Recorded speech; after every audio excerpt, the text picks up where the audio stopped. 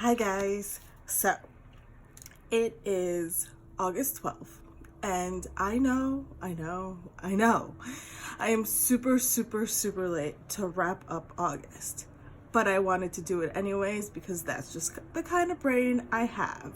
I have to finish something even if I know it's super late. So I did the one book July, and I've got to tell you, it was really nice to be back in just one book. Now, I've said this again, I think, in other video. I like being in one solid journal. I don't love having all the things, but for whatever reason, life has given me all the things and the curiosity to explore all the things.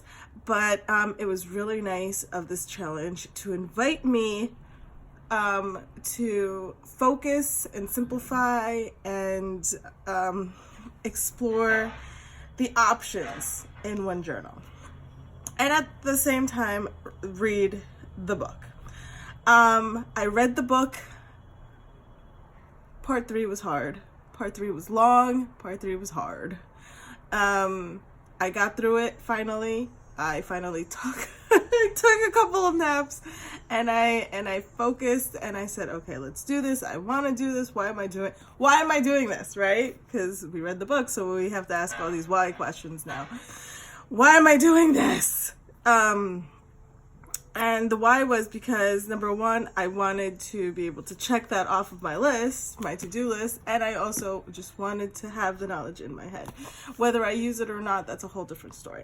So I'm gonna flip you guys, like I always do through my actual journal, and take a look at those pages that I've created. I've got a lot of paper clips because I've got a lot of things that I'm not going to show you a full flip through in this video. That's for the next one. And I am also not going to show you the current month because that's for a different video. So let's focus on what we've got today. I left you here with notes on section 3, the practice.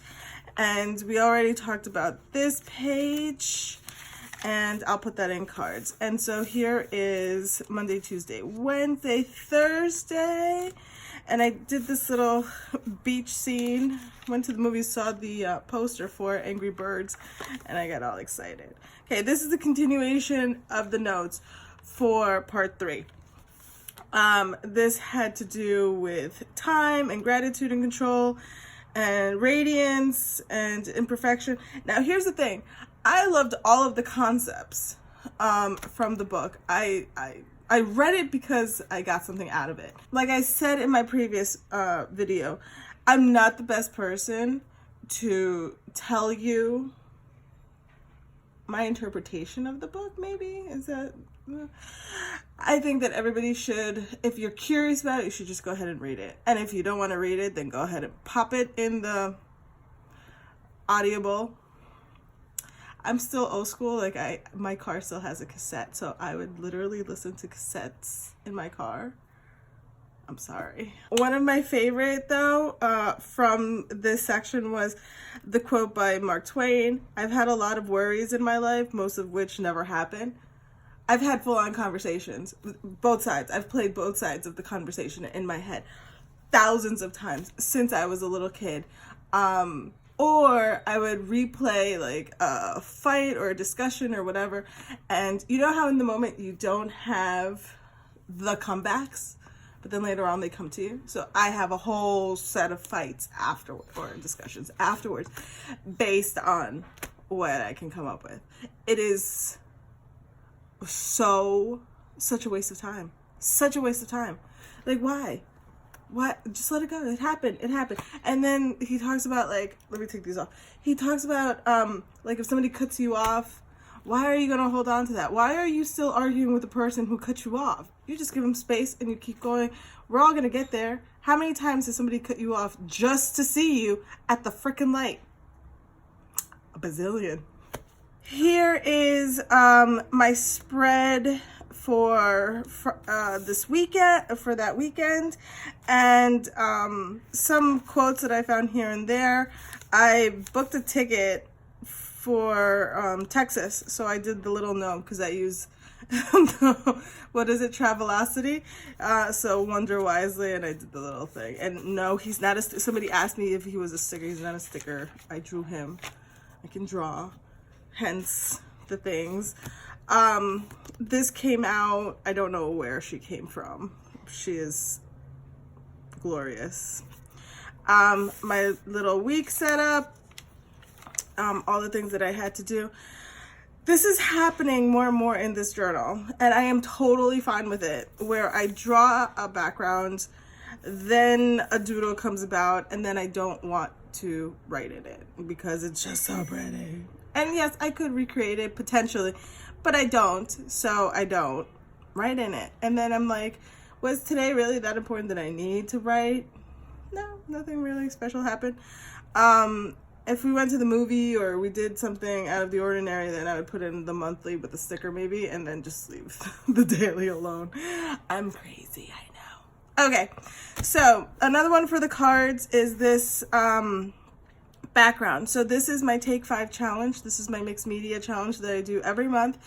I am a part of a 12-lady group around the world, and we do this art challenge every month where we have 5 prompts that somebody has chosen for all of us, and we each take those prompts and interpret it our own way. This month, because I was in my one book July, I did it in here. I don't usually do that. I have a separate journal for that. And but I did it in here. I did it live on YouTube, which also was a first. There was a prompt where it was a 15-minute challenge. It was the first time we had a time challenge, so of course I had to go extra. I went above and beyond and did that there. And so you guys can watch that. And then later on, the bubbles felt a little like, what's going on? So I added some gold, as one does, and added this girl who is obviously blowing the bubbles.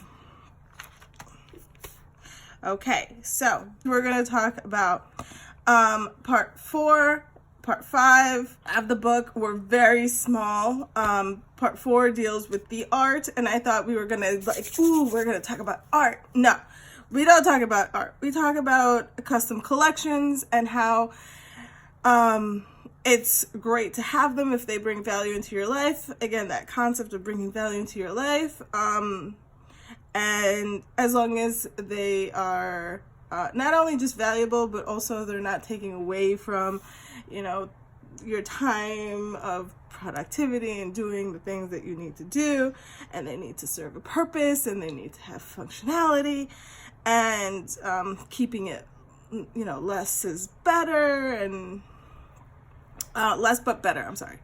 And also, he says if you have to make it pretty, if you can make it pretty, do it, but, and I'm sitting there going like, oh, this is the, and I knew going in that there were going to be hard parts of the book that I wouldn't necessarily agree with 100%, or the wording of it wouldn't be like what I would say or how I would want it to be said, but I got a deal, right? And at least he puts that in there. And I get it for the people who can't, don't, or don't want to, and then, okay, so here's where I'm going to tell you my secret about July. Because I was reading the book and because I was 100% in it to win it, this came about. Now, I don't feel like I cheated, okay? I didn't touch all of my other books. I went and got this pocket right around halfway through the first section. And the reason for that is I wanted to see what it would be like to be in a very simple bullet journal method type journal. So this is a pocket. This is a Walmart Exceed. It's 78 GSM, hardcover, dotted, heavyweight. It has 2 page markers that, of course, I added 2 beads to. It has 96 sheets. It's 3.5 by 5.5, and it has an expandable pocket. I wrote all this stuff down because I knew somebody out there might want to know. All right, so that's the deal with the thing. Then I added this little clip here with glue so that it wouldn't move, so that I could put my pen in there. Decided to go with gray ink because it seemed less intimidating than black. I watercolored in the cover. Right off the bat. Right off the bat. I couldn't. I can't control myself. I can't handle it. Okay. Then I put 6-ish because, you know, we don't know if it's going to count. Did an index. Did a future log. I mean, I set it up, you know, not exactly because I did use like a little bit of a highlighter. I needed a little bit of something in my life. That's the index. I did a monthly log like he suggests. I did dailies. And then I used a my liner highlighter to really just black out what I didn't do. I did dailies. I did some brainstorms. I did some more brainstorms. I did the 5, 4, 3, 2, 1 personal professional goal setting. I did another bunch of collections. Some of them I'm sorry I can't share because it's ongoing situations that I've got, so I'll blur those out. Sorry for that. Dailies, pack list, which is considered a collection. More dailies. I did the monthly for August. Obviously, this was only intended to be a test run, right? But I decided to set it up for August because I started liking it. That's confession. I started liking it despite the non-decorative situation because all the decoration is down here, right? In my big Stalogy. I'm still painting. I'm still doing that. Then I started thinking, One Book July may turn me into I need 2 books for the rest of the year because I love the functionality of it and the simplicity of it and the fact that I could throw this literally into anything, including my pocket. But then I know that I need to paint. I know that I need to doodle. I know that about myself. And I lived without that for a long time, and I don't want to do that ever again. So what to do, right? And that's my dilemma now. So this whole One Book July ended up doing the opposite for me. It talked me out of